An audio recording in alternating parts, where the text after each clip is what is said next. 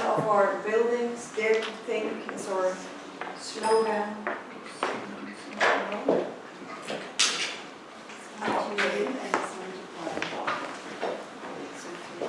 So I'm Nele Bracke. I'm one of the Doctoral School's policy advisors. I work in the Rectorate in the research department.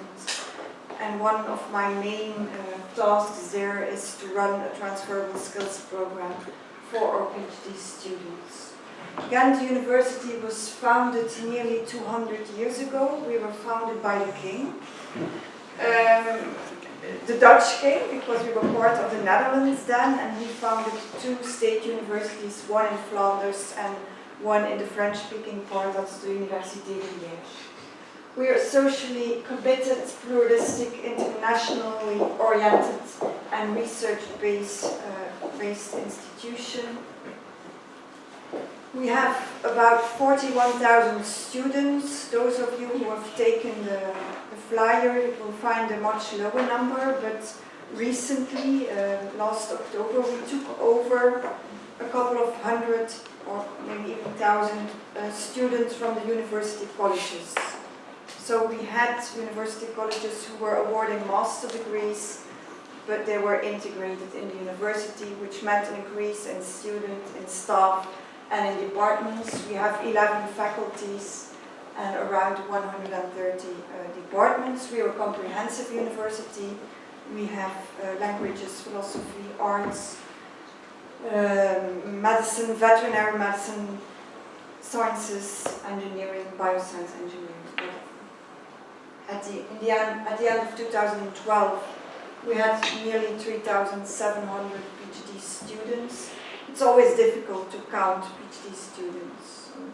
It depends on the time of the year, it depends on who is counting, why they are counting, but 3,700 is more or less correct. 1/3 of them do not have a Belgian master degree, and nearly half of them are women. During 2012, we awarded 637 PhD degrees, 27% to international students and 49% women. We also awarded 154 certificates of our doctoral training program. This already indicates that the training program is not compulsory, because we have quite a lot of students who leave with a degree but without the certificates. And women do well.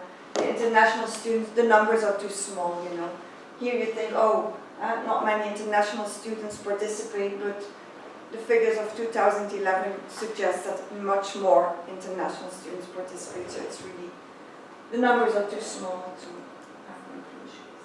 Our dominant areas are within sciences faculty, engineering, bioscience engineering, and health sciences. Funding opportunities, our students are, most of them are fully funded to do PhD research. Some of them are teaching assistants, so they are paid to spend 50% of their time on research and 50% on teaching. They get 3 times 2 years to finish their research, the project. We have a lot of project funding where a supervisor applies to an external funding agency or to a European funding agency to get money and then hires a researcher. We have quite a lot of PhD candidates who have won a competitive scholarship themselves. So we have funding agencies within the Flemish community, and some of our candidates, or quite many of them, have a competitive scholarship. They get funding for 4 years, and even if the funding is only for 3 years, the university or the department will try to find co-funding for 1 extra year. And this is becoming more and more important, and it's becoming more and more difficult because we have more and more European funding limited to 3 years. So I'm not sure if we will be able to keep up with it. All our PhD researchers are enrolled as PhD students, otherwise they will not be able to get a degree. But they are working as a scholar or an employee of the university, but even the scholarships have full rights to social security, unemployment benefits afterwards. So there's not really a difference between a scholarship and an employment contract. So not all of our PhD candidates are on the payroll of the university, within the university community, they all behave and carry the same rights as the other ones. One exception are international students. We have quite a large group of people who bring funding from their home country. We also have quite a large group from candidates coming from Africa. We are quite strong in development cooperation, so they come for 6 months or 1 year in a joint project, get a degree, but they have to go back to their home country. So I told you we have 11 faculties, but the students are being regrouped in 5 doctoral schools. So from as soon as a candidate enrolls as a PhD student, they have to pick one of our 5 doctoral schools, and that's where they will be trained. Everything else, so the decision about who can be PhD students, the appointment of the supervisors, the approval of the dissertation is within the faculty. So the doctoral schools have very limited powers, also rather limited budgets, to provide an environment where you can be a PhD student and where you can become a good researcher. This is how the 3,700 students are divided over the doctoral schools. So we have 2 larger schools where the engineers and the bioscience engineers meet, then a school for life scientists, and then 3 smaller ones for natural sciences, social and behavioral sciences, and arts, humanities, and more. The mission of the doctoral schools, the mission is threefold. We focus on quality culture within research, and this is in Belgium, but I think in the rest of Europe it's becoming more and more important that we have a good quality culture, and we want to start with our PhD students. We provide support for PhD students, also for supervisors if needed, and we focus on the visibility of a PhD degree in society, and this is really very important. I heard that in the UK 30% only can stay in Belgium, or from our PhD students it's 5 to 10% who will stay. So 90% of our PhD candidates have to go out, and the outside world has no idea what a PhD degree means. In Germany, I know it is a status symbol and it opens doors. In Belgium, it closes doors. Because HR managers, they don't know what PhD research is, and what they see is a more mature candidate with what they think no job experience, used to sit in an ivory tower and know nothing about the people. So that's something we have to work on. We have translated our mission into 4 domains. We can focus. We focus on doctoral training, on employability, on quality assurance, and on internationalization. The training program is a cheap program. A PhD student pay, I think this year it is €280 for the first enrollment, then they can re-enroll for free for an unlimited number of years, and most of the training is included. So we don't charge them for the courses or for training activities. There are some exceptions. It's not always compulsory to attend the program, and actually whether it is compulsory or not is up to the faculty to decide. So what we see is that in the faculty of psychology and economics, there the faculty board has decided that all the students should go through the training program. In psychology, one of the reasons is that they also have the educational department, so they're well aware of the importance of training and transferable skills. In economics, the reason is that in the majority of European countries, there is a training program in economics, and if you want to have an academic career, you need a certificate. So we also have a PhD in arts, so performing arts, creative arts, and there the students also have a compulsory program because in their background they have missed a little bit of training in methodology and theoretical, typically academic stuff, so they get it in the training program. Nevertheless, all the students can participate, so now we can start predicting. We have had huge discussions, should the program be compulsory or not, and in the end we realized that we could have continued this discussion for like 10 or 20 more years without actually doing something, and then we said we're not going to discuss with the faculties anymore, we're just going to organize a program, and if the students come, you know, then we are happy. And so what we see now, and we can predict that about half of the PhD candidates within a couple of years, they will leave the university with a PhD degree and a training certificate, and no one has forced them. So I think that's a very nice way of looking at things. We offer a flexible program, and actually the components are chosen by the student together with the supervisor and the advisory committee, and when they complete the program they get a certificate. I will focus on the minimum set of activities. That's what you have to do if you want to get a certificate. Important, you have to defend your thesis once. Why? The program is very cheap. We offer courses, especially in transferable skills, that in the outside world cost quite a lot of money. We offer that for free to the PhD students, and we don't want to be some kind of subsequent master's program for people who after their master's degree don't really know what to do.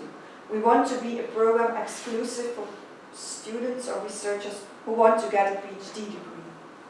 And they only get the certificate if they actually submit and defend. They also have to submit a progress report once a year. This fits within our idea of quality culture. We need to keep track for themselves, but also a little bit for ourselves, because of course people who are against all this training, they think that attending a training program will cause delays in submitting the thesis. So we have to kind of prove that they're wrong. Then we want our students to prove that they have participated in high quality academic activities, so they have to submit proof of 1 international peer-reviewed publication and 3 posters or presentations, preferably at international conferences. Don't they have to do more? Yes, in many faculties they have to do more, but because we also issue a certificate, we say, well, you know, pick your 3 most prestigious presentations and your most prestigious publication, because they will be on the certificate. We want them to attend 3 transferable skills courses and 3 specialist courses. The specialist courses are within their field of research. The doctoral schools organize some of them. We have funding for course organizers, so professors can come to us and say, I have a proposal, do you have money? That's kind of how it works. But in some disciplines, the critical mass in Ghent is rather limited, so there we call it course funding. So we try to send our students to other universities or even abroad to attend courses within their specific discipline. 3 courses, specialist courses, that means 3 times 15 hours. The transferable skills, 3 courses, that is 3 times 6 hours of training. So it's really peanuts, it's not much. The transferable skills program is run most often by people within the university, or it's coordinated or organized by the people in the university. Students can pick courses organized elsewhere if they want to, but most attend the ones we organize.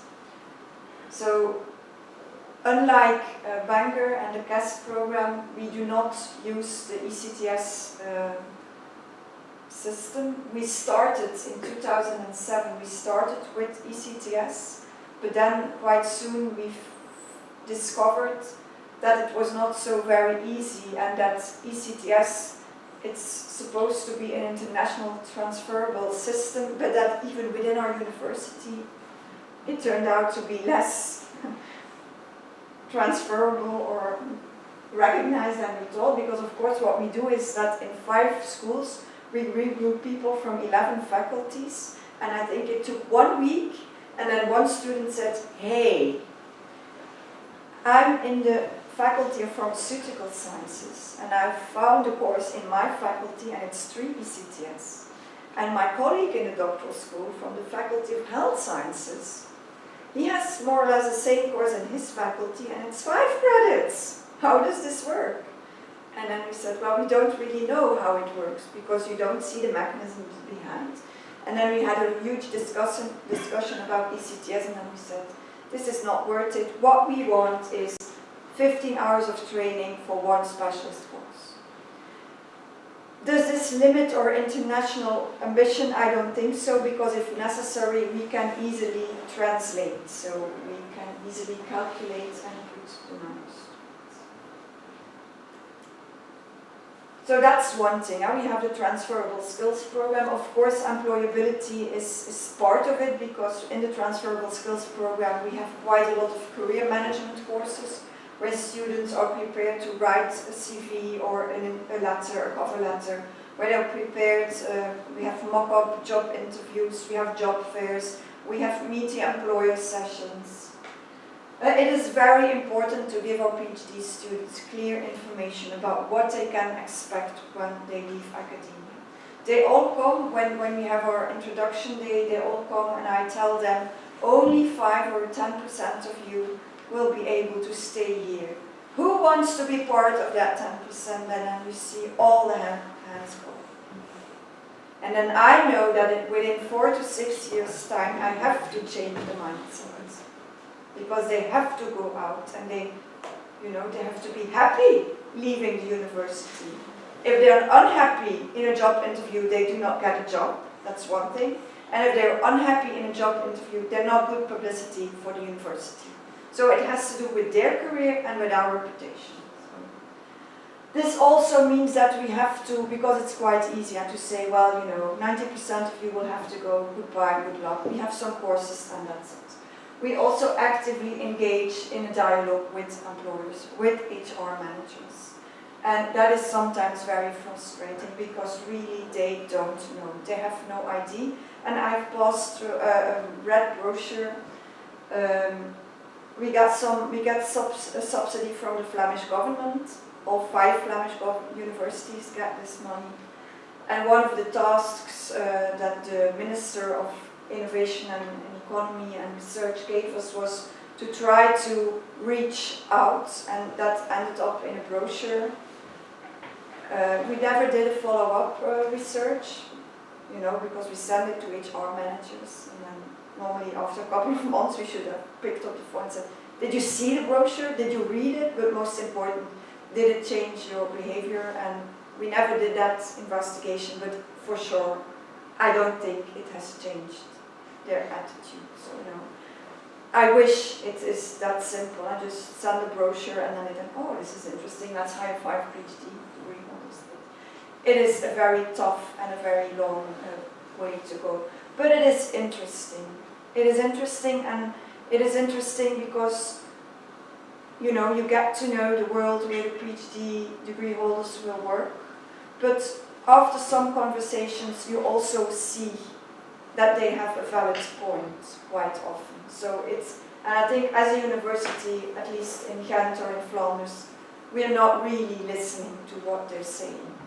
And so we need to find a common language. Sometimes you can be talking for half an hour about the same thing without realizing it. We need to take in some of the language used in HR and we need to translate it. And we need to change some things in the training, but we need to also train our communication skills. Quality assurance, we have several mechanisms of quality assurance. We have the supervisors and the advisory committee, and like in Scandinavia, our supervisors aren't trained or aren't necessarily trained. We have leadership courses, we have supervisory courses, but we have the difficulty of getting the supervisors in the classes, and the ones that come quite often are the good supervisors. It's not the ones that need training, it's people who are already reflective and already thinking, am I doing this right? And then you're already one step ahead. But we're working on that. The students have to submit a progress report, it has to be reviewed, and we also try to focus on the quality culture within the group, within the research group. So we have installed a couple of years ago ombudspersons who try to mediate and try to facilitate communication within groups or supervisory teams or between supervisors and PhD students where the conversation got stuck.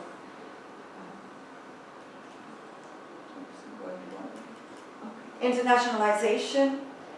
We have collaboration with other doctoral schools. We have a lot of joint doctoral programs, joint supervision schemes. We encourage mobility for training and research. The university as a whole has funding for both training mobility and research mobility. And now some last steps about collaborative research, because that's of course why we are here and why we are part of the European Industrial Doctoral School. I have seen a quite fast change over the past years within Flanders. Collaboration between a researcher and an external partner now is encouraged for all researchers in all disciplines, and it takes different forms. You have joint projects, you have joint courses, you have joint supervision, you have joint everything. There is an increasing emphasis on valorization and outreach, not only in all disciplines, but also within all types of research. And I think this is very important because it also applies to fundamental research.